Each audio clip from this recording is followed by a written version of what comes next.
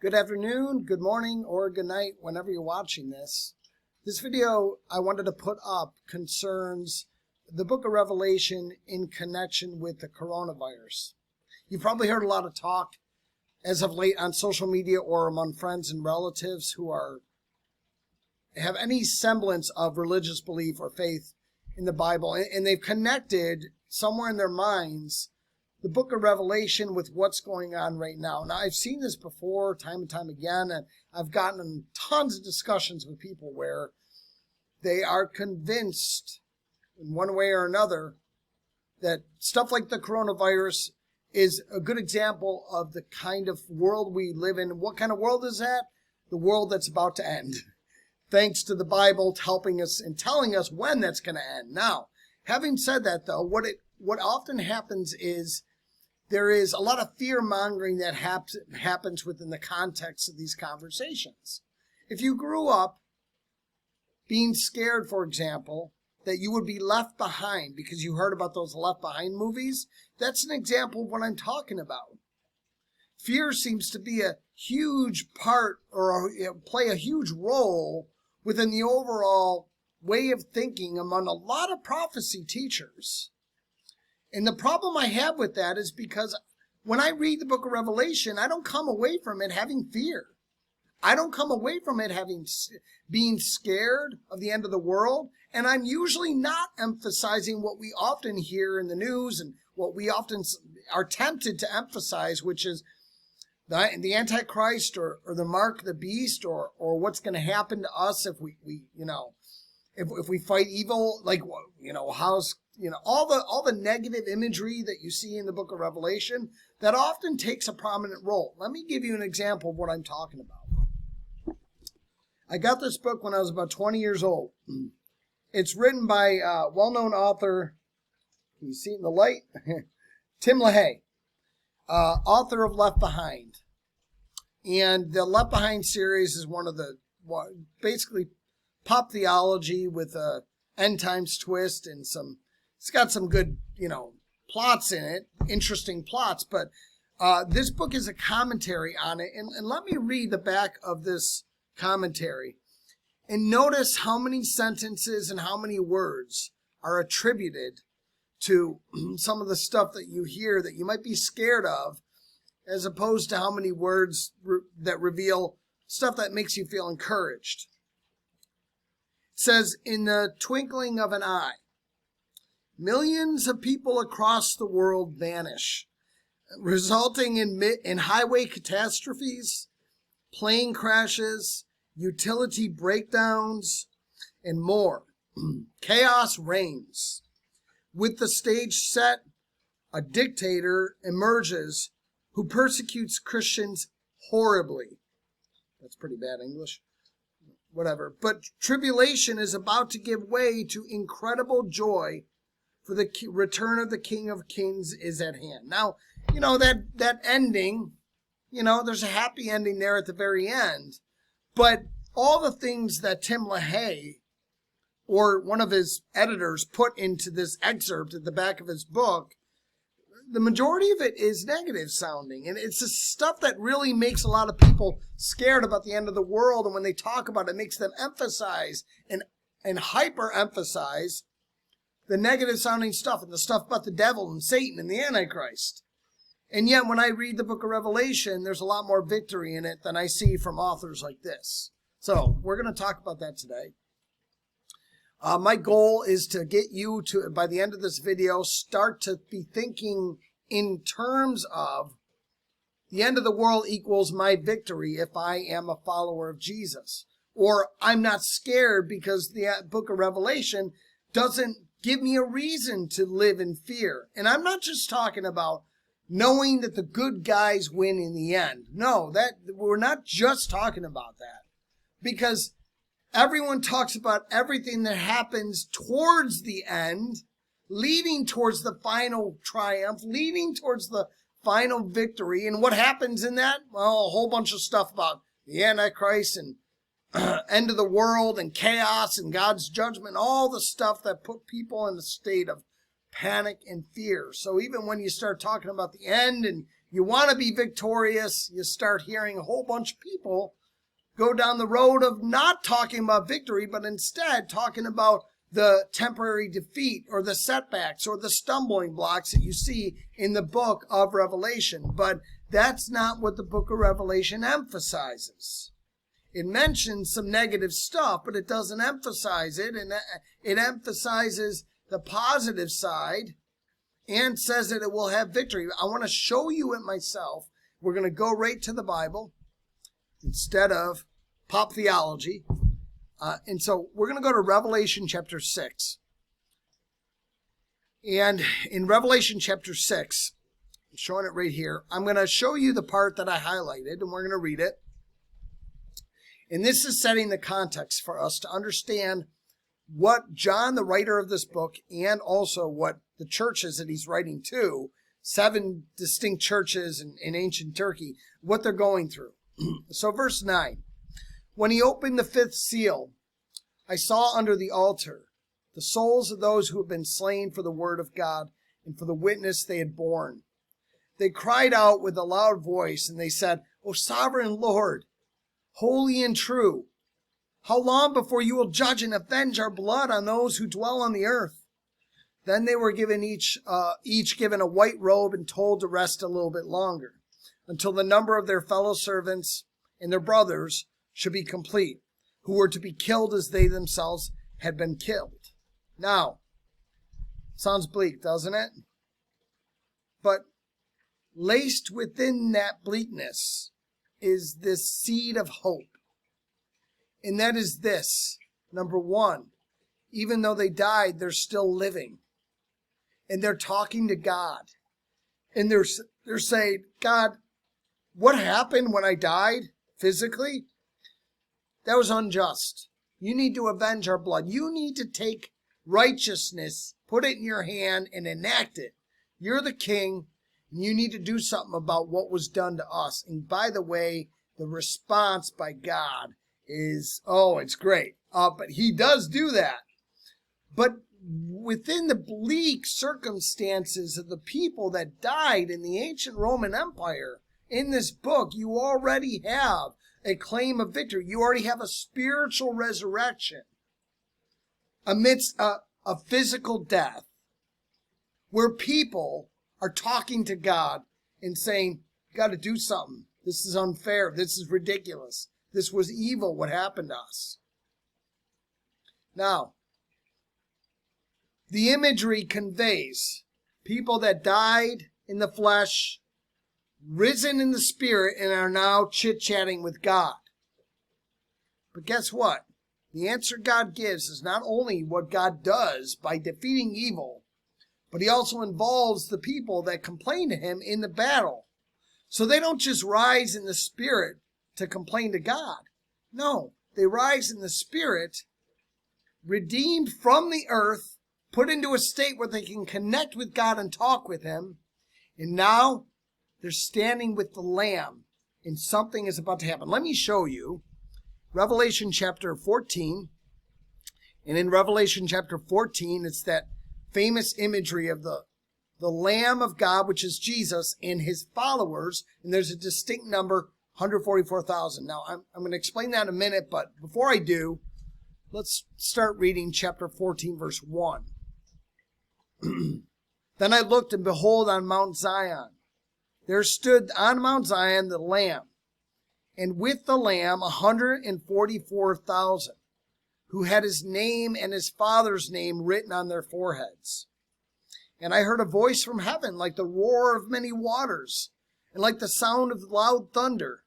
The voice I heard was like the sound of harpists playing on their harps. And they were singing a new song before the throne, and before the 4 living creatures, and before the elders. This is heavenly worship. Let yourself be drawn into that. That's a huge part of the book of Revelation, is putting God on a pedestal, worshiping him, and saying he's all that in a bag of chips. And there's a good reason as to why he is called that. But let's go on. No one could learn that song except the 144,000 who had been redeemed from the earth. There's the description of the people that had died on the earth, because those on the earth killed them, and they've been redeemed from it. Verse 4, right there. It is these who have not defiled themselves with women, for they are virgins. It is these who follow the Lamb wherever he goes. These have been redeemed from mankind as first fruits for God and the Lamb, and in their mouth no lie was found, for they are blameless. Now, before I go back to my face here, I want to point out one thing, and then I want to start setting up what John is setting up. First and foremost, one little detail that needs to be mentioned. The first verse of chapter 14. There's 144,000, and what do they have on their foreheads? Right here. They have the Father's name. Did you know that the chapter earlier, which is Revelation chapter 13, at the end of that chapter, that is where the mark of the beast, or the number of his name, that is to be written on the foreheads or the right hand of the people who take that mark. And that's at the end of chapter 13. And so when chapter 14 picks up, it picks up on the same idea, same theme of a mark. And the mark is on the forehead, and the mark represents the name. Only in this chapter, chapter 14, it's the name of the Father written on the 144,000's foreheads. How often have you heard it, or has been uttered out of your mouth, a huge emphasis on the mark of the beast? Now, I admit, it's interesting stuff. I like talking about it too. Microchips, Bill Gates, and vaccines. What is the nature of the mark? Who is the name of the mark of 666? Where all this stuff that we talk about that often comes up, it's fun to talk about. But once again, it puts some people in fear. And that's not the intent or the purpose of this book. You'll see that as we go on. But how often do we emphasize the mark of the Father on our forehead as opposed to the mark of the beast that some antichrist figure wants to put on our forehead or on our right hand? I never hear anyone mention the mark of the Father. Why? Well, much like the newscast, we seem to emphasize and are heavily interested in the negative. And Revelation chapter 13 reveals a negative mark, the mark of the beast, the mark of the antichrist. But the real mark that we have to concentrate on is the mark of the Father, not the mark of the beast. And by the way, the Father of the Lord Jesus Christ, according to Scripture, is much more terrifying than the beast. God, who is creator of everything, can actually be quite scarier than the devil. But at the same time, the Christian claim is if you have Jesus, the Son, you also have the Father. So you have no reason to fear him, because he also has love. There's a positive mark that we have to emphasize if we're going to talk about the mark of anything from the book of Revelation. So that's a little rabbit trail. That's an emphasis we need to have. But let's go back to the 144,000. There are people who have been redeemed from the earth, are standing with the Lamb. They follow the Lamb wherever he goes, much like Mary. Mary had a little lamb. She follows him wherever she goes. Well, these people are the same way. This grouping of people, the 144,000. And by the way, that number squared, or that number, the square root of that number, that's a better wording of it. Square root of that number is 12,000. So it makes a perfect square. 12,000 times 12,000, which makes up 144,000. And later on in the book of Revelation, the New Jerusalem and the people of God and the bride of Christ is given dimensions a couple chapters earlier by the same angel that later describes it. And guess what? Those dimensions are that of a cube. So what does a square and a cube have to do with each other? A square is a part of the cube. And in the same way, this grouping of people that's mentioned, the first fruits, are a part of the people of God. They're not all the people of God, but they are a grouping a part, those who have died and are now standing with the Lamb. So they are a remnant or a part of the people of God that are standing with the Lamb. They've died in the flesh. They've risen in the spirit. They're talking to God and they're telling God, you got to do something about this.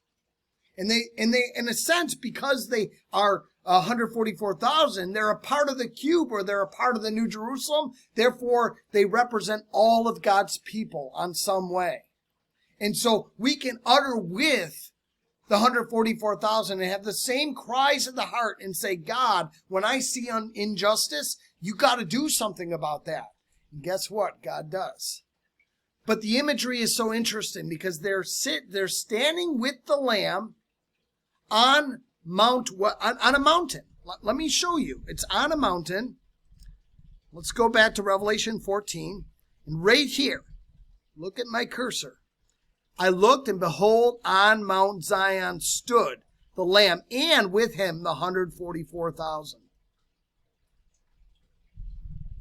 Are they just standing there chatting for fun? No. Guess what the cries of their heart are? God, do something. You think the Lamb's not going to do something? You think the Father of the Lamb, that is the Father of the Lord Jesus Christ, is not going to do something? No, they're having a conversation, so that after the conversation is done, God's going to respond to what they request. He's going to do something. But before he does something, there's another group that's standing on another mountain. Oh, this is getting interesting.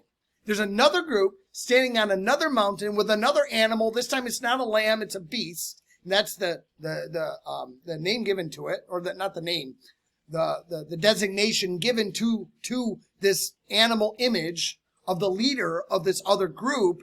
And the other group has a spiritual sort. Let me actually show it to you. And you're going to see how Revelation 14 and Revelation 16 line up. We're going to go to Revelation chapter 16. And in Revelation chapter 16, in the bowl judgment scene, let's go to verse 12. Let's read this highlighted section. And then I'm going to do a little comparison and contrast between 14 and 16, chapter 14 and chapter 16. And you're going to see with your own eyes, or think with your own brains, what John is connecting here when he's writing this down, and what the angel's connecting for him.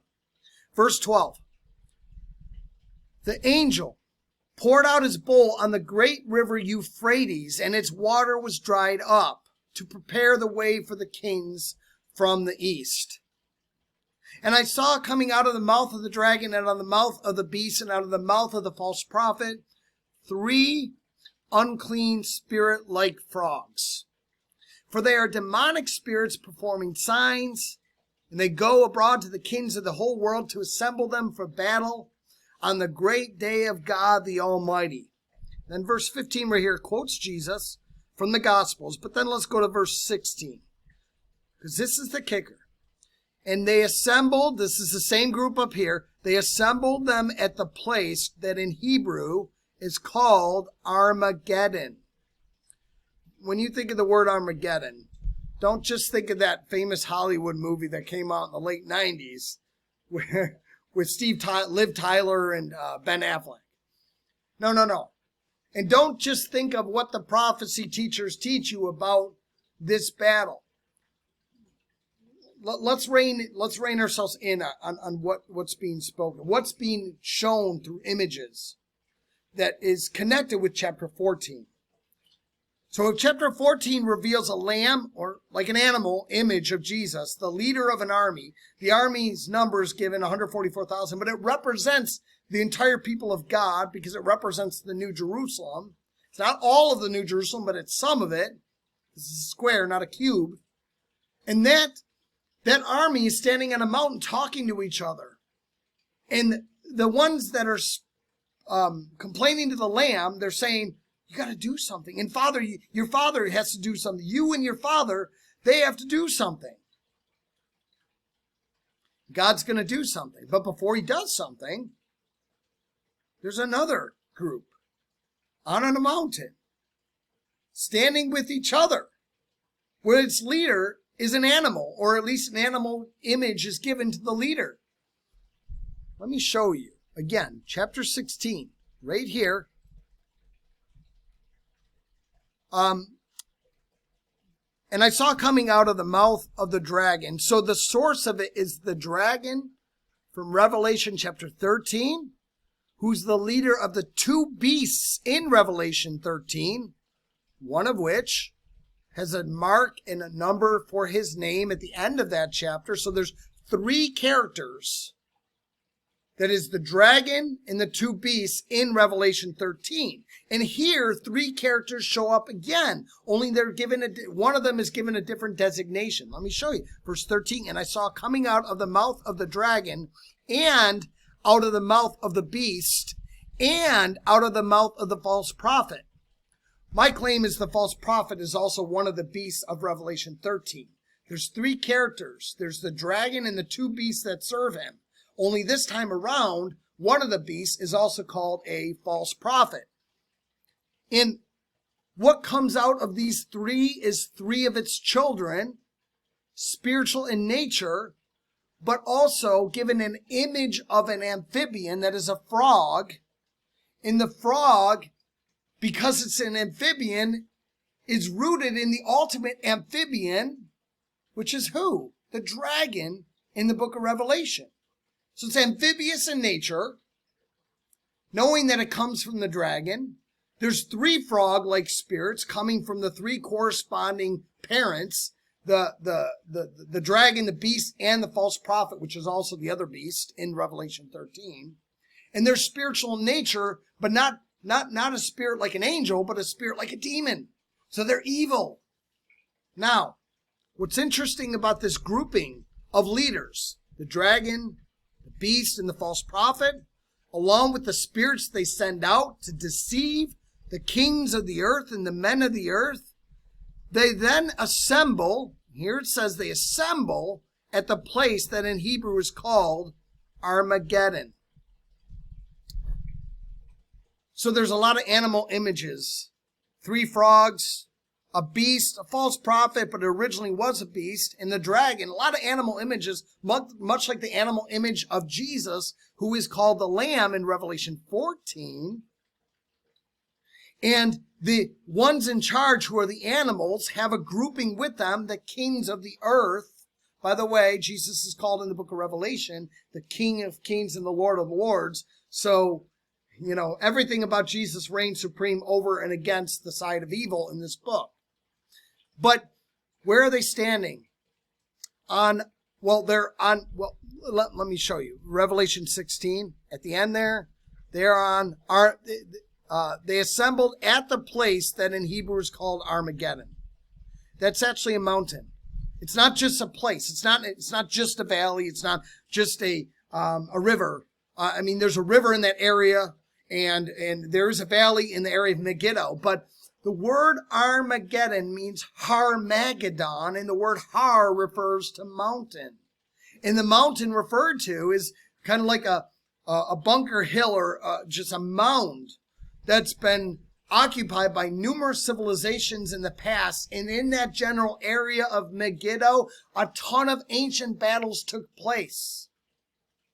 And so what you have is the assembly of the kings of the earth, deceived by three spirits, demonic spirits that have the imagery of a frog given to it because it comes from the dragon, which is also an amphibian.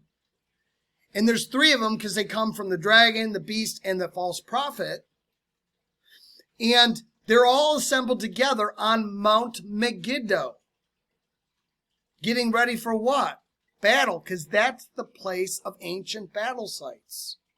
So over here, you have the good guys, and over here you have the bad guys. The good guys, you have a lamb and his followers, where his followers are saying, dude, they attacked us. Help us out. Help us out, father of the lamb. Help us out, lamb. You need to do something. They attacked us. They waged war on us. And over here, you have the three characters that began in Revelation 13 that are waging their continuous warfare, and they're going to attack again. You have a standoff. What's happening here? It's an image where Revelation 14 and Revelation 16 specifically one of the bowl judgments is a standoff where you have the leader of these armies looking at each other. You ever see the movies where you have, Braveheart or Lord of the Rings or Troy? In a battle-like movie, you will often see in ancient battles, you will see two armies looking at each other in a standoff position. They're standing, they're ready, they're at guard, and it's the calm before the storm, and the moment the battle starts, the storm has begun, but before that, the armies are facing each other off. That is the image that is being conveyed. And so what is being said here is that even though these people were attacked and killed, the 144,000, even though they were not the remnant, but they were redeemed from the earth, and they are now in the presence of the Lamb, and they're asking God to do something about their circumstances and to avenge their blood, which was unjustly killed or spilled. They now are a part of the battle, and therefore also a part of the victory that God will have over the dragon and all of his minions. Well, notice the imagery. They're killed off in chapter 6. Well, chapter 6 shows this grouping of people that are killed off, the first fruits of those who die for the sake of Jesus. But then they rise in the Spirit, and they're talking to the Lamb, who is both spirit and flesh, because he's resurrected on one level by the Spirit of God, and on another level, he's bodily resurrected. And the kings of the earth are physical creatures, but they're also led by demonic, spiritual, frog-like entities who are led by the dragon, who is Satan, who is a spirit, and also led by the beast, who is a political system, and the false prophet, who is a religious false system, which is made up of people who are still living in the flesh. In other words, you have a war that's about to happen in both the physical realm and in the spiritual realm, and in a sense, they mirror each other. So the narrative flow of the book of Revelation, scene 1, you have all the people dying off because they're Christians. And then they're resurrected, even in scene 1 itself. Scene 2, they're going to ask God to avenge their blood, and he's going to do it. He's going to involve them in that victory. So when you have a standoff, two armies facing each other, and in this case, one is on Mount Zion, the other one's on Mount Megiddo, and they're about to fight, what happens next? What happens next in the movies? Well, some of the ones on horses and on Calvary go out to fight, don't they? So what can you expect next? You can expect on one level the one standing on the mountain to either run, or on another level to ride animals out to war, as is often happens in battle.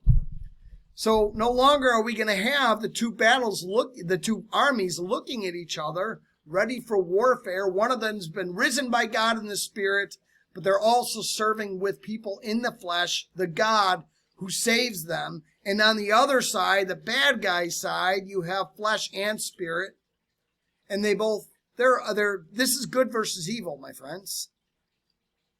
They're about to engage in war with each other. They're about to not only stand and look at each other, but actually ride out to battle. So you'd almost expect a scene or a set of scenes where both sides ride towards each other, ready to battle it out. And that's exactly what happens. Let's go to... We're at 29 minutes. Okay, we're still making good time. Let's go to Revelation chapter 17. And we're going to start out with the bad guys. The bad guys. Chapter 17, verse 1. This is the highlighted section I've put for you. And notice, there is someone riding a beast out to war. Then one of the 7 angels who had the 7 bowls came. And he said to me, "Come, I will show you the judgment of the great prostitute who is seated on many waters, with whom the kings of the earth have committed sexual immorality, and with the wine of whose sexual immorality the dwellers on earth have become drunk."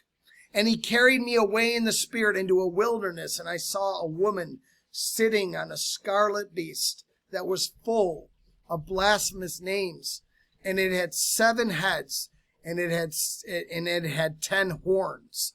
By the way, the woman who rides the beast becomes just like the beast that it rides, because she gained 7 heads and 10 horns.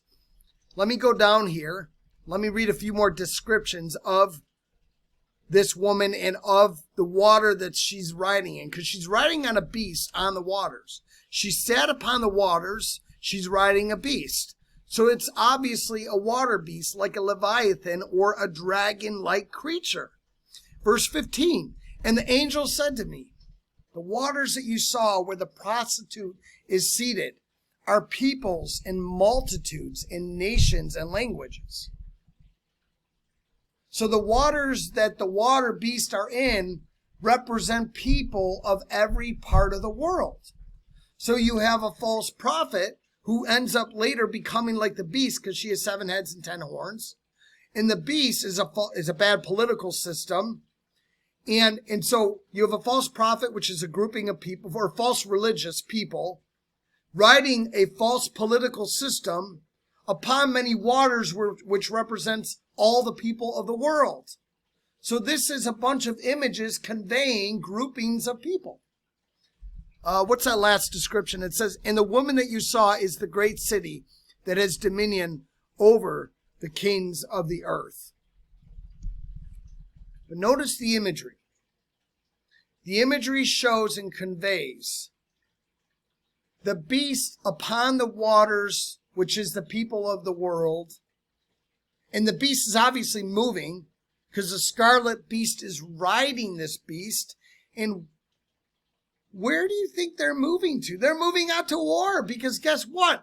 The beast and the harlot, which also are the 2 beasts in Revelation 13, because of the dragon in Revelation 13, are sent by the dragon because he's ticked off at the people of God because he could not take out Christ when he was a baby and take out Mary, who was sent into the desert, or the people of God of Israel. But basically, the dragon got ticked off, and the dragon sent out the 2 beasts, and the beasts waged war upon the people of God. That's a constant theme in the book of Revelation. And here in chapter 17, you see, after the 2 standoffs on the mount, one on Mount Zion, the other one on Mount Megiddo, they ride out to war. And you see the image here of the scarlet laden lady riding the beast upon the waters, which is the people of the world, riding out to war, to wage war on who? The people of God. Now let's move over to Revelation chapter 19.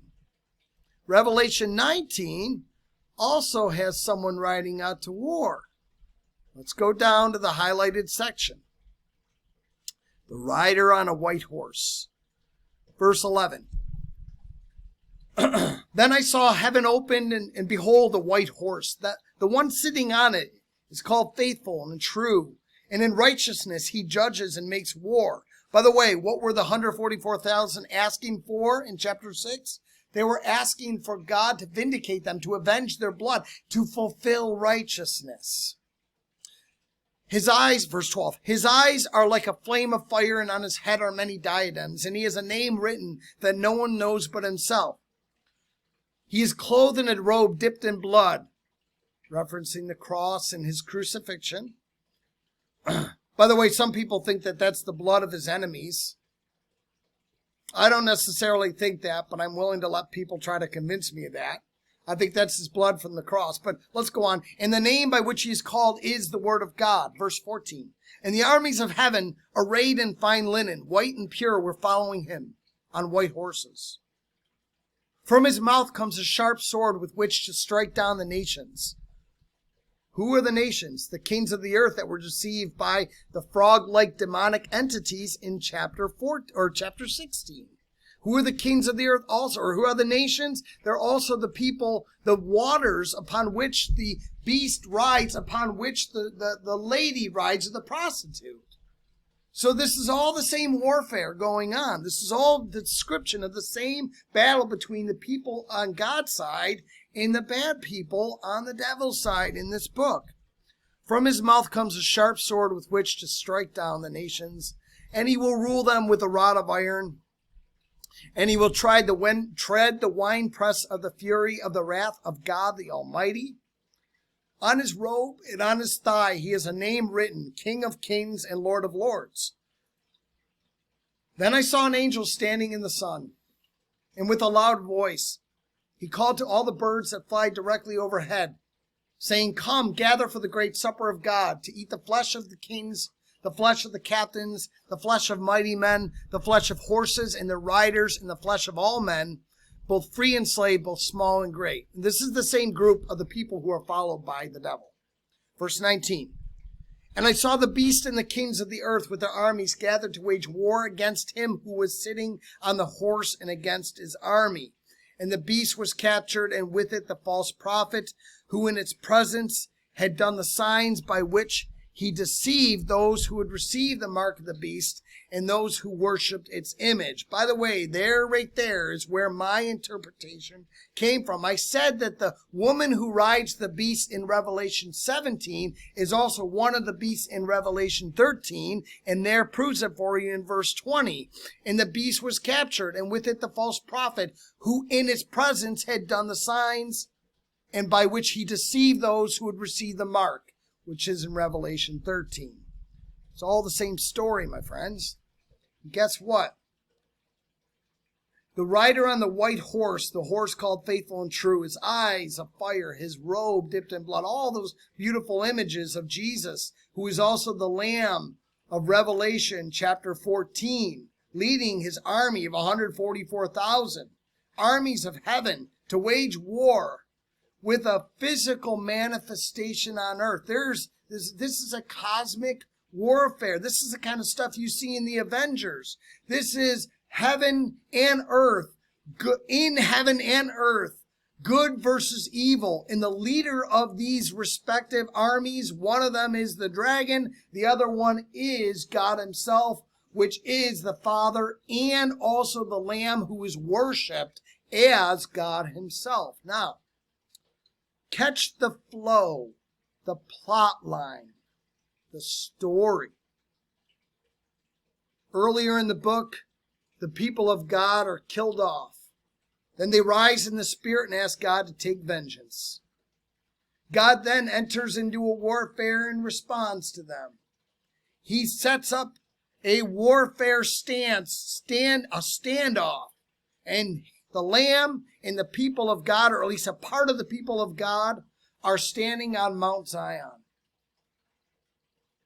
In 2 chapters later, there's another group standing on Mount Megiddo, which is the place of warfare among men in ancient civilization. It's led by who? The devil, not by God. And by another beast. This time, see, in Revelation 14, the beast is a lamb. In Revelation 16, the beast is just described as a beast, but it's still an animal image to convey the leaders as brutish beasts and leading and deceiving the armies of the earth and the kings of men throughout the course of the Roman world and throughout the course of the entire world. So the image in scene 2 is simply a standoff of two armies, both standing on a mountain, led by its leader, given an animal image. Scene 3, the standoff armies ride out to war. And as they ride out to war, it gives images of the main rider, the harlot that rides the beast on the many waters, and then the rider on the horse called Faithful and True, who leads armies out of heaven. And they're riding out to war, and what happens at the end of chapter 19 there? Christ wins the battle. Christ wins the battle. The armies out of heaven win the battle. It's right in this area. Verse 20, and the beast was captured, and with it the false prophet, who in its presence had done the signs by which he deceived those who received the mark of the beast and those who worshipped its image. So the narrative flow is that of a spiritual warfare that manifests in the flesh also, where the initial attacker in this warfare was Satan and people on the earth, attacking the people of God. And John is writing a letter to 7 churches who are being killed off in the Roman Empire for their Christian faith. And he's giving them a victorious hope, saying, by revelation from angels coming right from God, that you're going to get the victory, you're going to get the vengeance, you're going to get the vindication that you are seeking, and you're going to be a part of the victory. You're going to ride out with Christ, and you're going to get the last say, because God gets the last say. And then the book of Revelation ends with a beautiful image in chapters 20 through 22 of the final vindication of the people who rode out to war with Christ in a spiritual warfare. And they end up, funny enough, being the healers for the nations, because it says that in the middle of the cubed city, or the New Jerusalem, there's Eden restored, and there's the tree of life, and on the tree of life there are leaves for the healing of the nations. In other words, the ones that were killed off by the nations originally in the book of Revelation become so powerful and gain the victory so much and have so much forgiveness in their hearts that they're then used by God to heal the very nations that attacked them in the first place and were deceived by the dragon in the first place.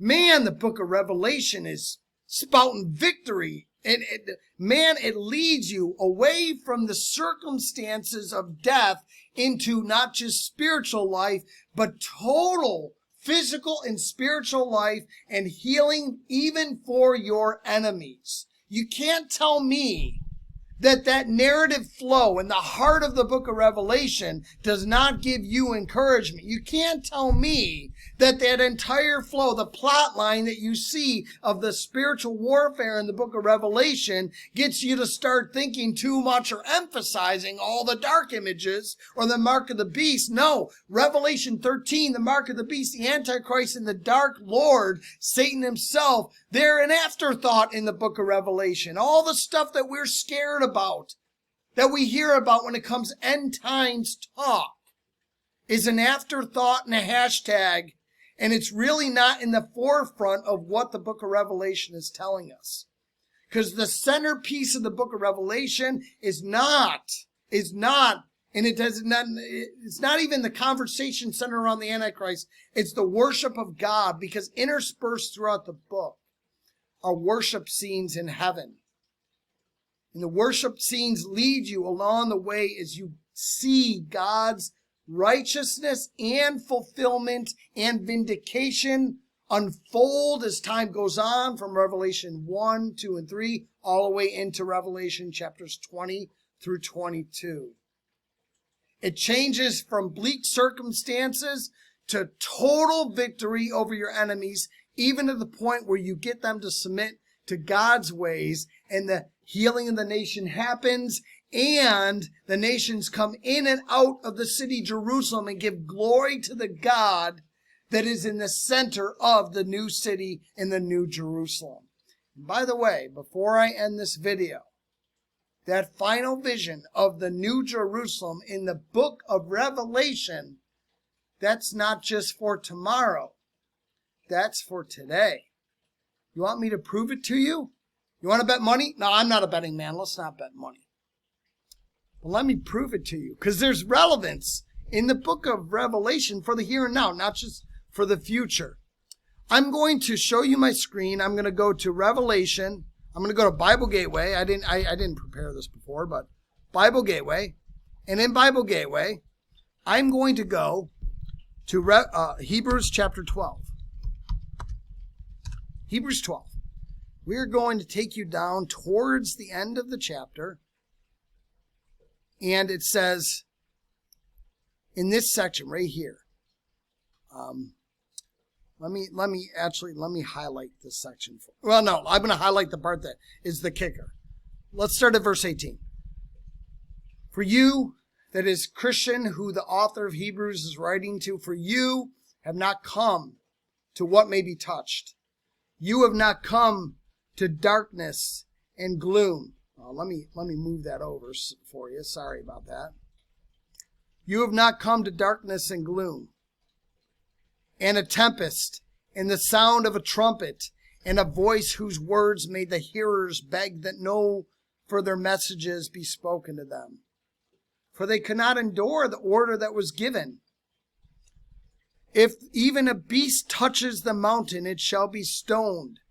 Indeed, so terrifying was the sight that Moses said, I tremble with fear.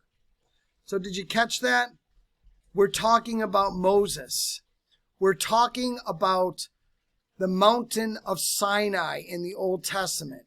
And he's telling the Christians in this book, you have not come to that mountain. And then he's going to pick up and say what mountain they have come to. Let me show you. Verse 22. Let me highlight for you. I'm going to highlight the part that really, really matters. Bam. Right there. But you have come to, I'm reading it slow, not because you're slow, but let this sink in. But you have come to Mount Zion. Ooh. Who was standing on Mount Zion in the book of Revelation? 144,000. With the Lamb. In other words, we have a connection to that group in Revelation 14.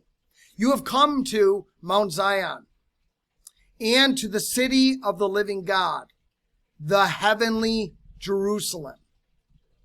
Did you catch that? Look at that right there. You have come to the heavenly Jerusalem. Christians in the first century, written to by the author of Hebrews, were told that they already have come to Mount Zion, Revelation 14, and to the New Jerusalem, Revelation 20 through 22.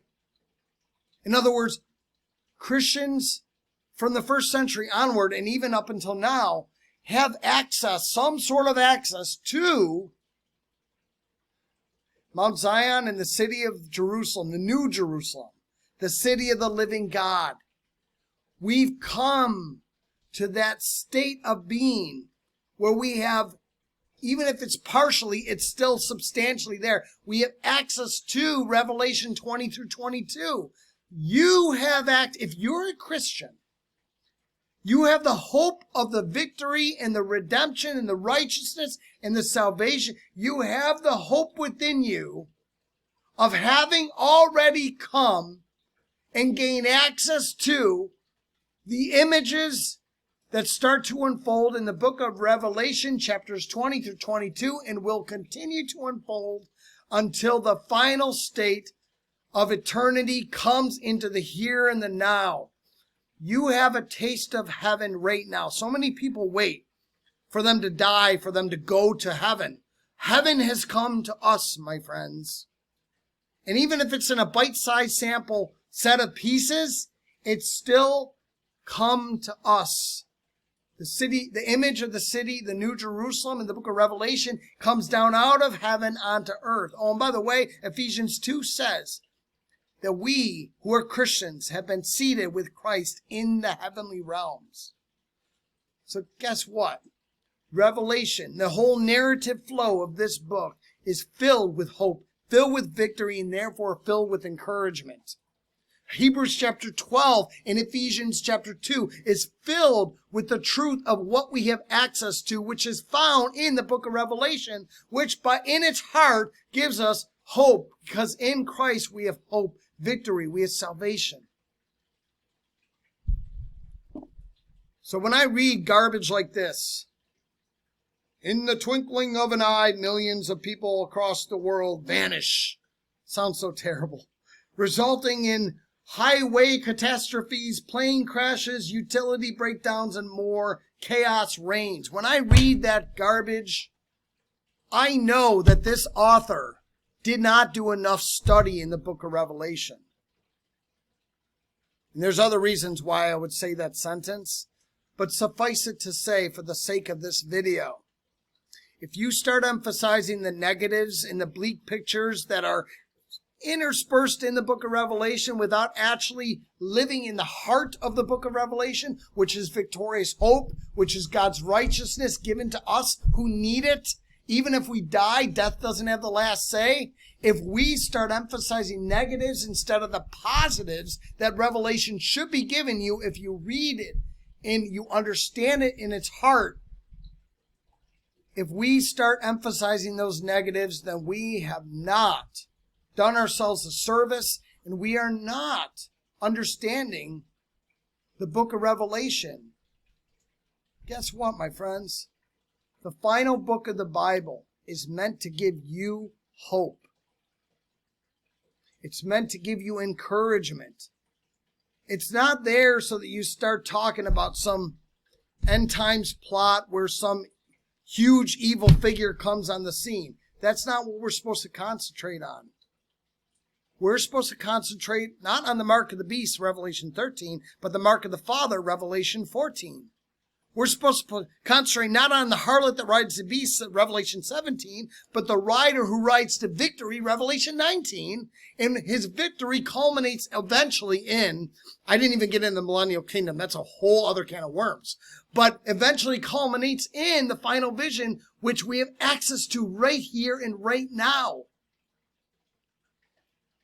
So, Revelation is supposed to clarify and give you encouragement and hope, not confuse you and leave you bewildered in fear and panic.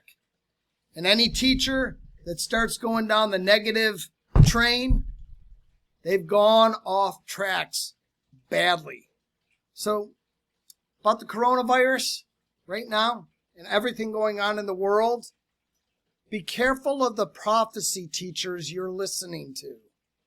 Be careful of the prophecy preachers and pundits that make a good buck for what they write or what they preach, but have no idea what the heart of the book of Revelation should lead to, which is your encouragement. Be careful who you listen to. What did Jesus say when he was asked about the coming of the Son of Man in Matthew chapters 24 and 25? The first thing that was uttered out of his mouth is, watch out that no one deceives you. So guess what? There's been a lot of bad prophecy teachers. I'll name one and then I'll end the video. Harold Camping of Family Life Radio. The guy prophesied false predictions of the end of the world numerous times and got it wrong. Don't be given into a plot of fear and panic, which so many of these prophecy teachers lead you to. No. Instead, let God speak to you.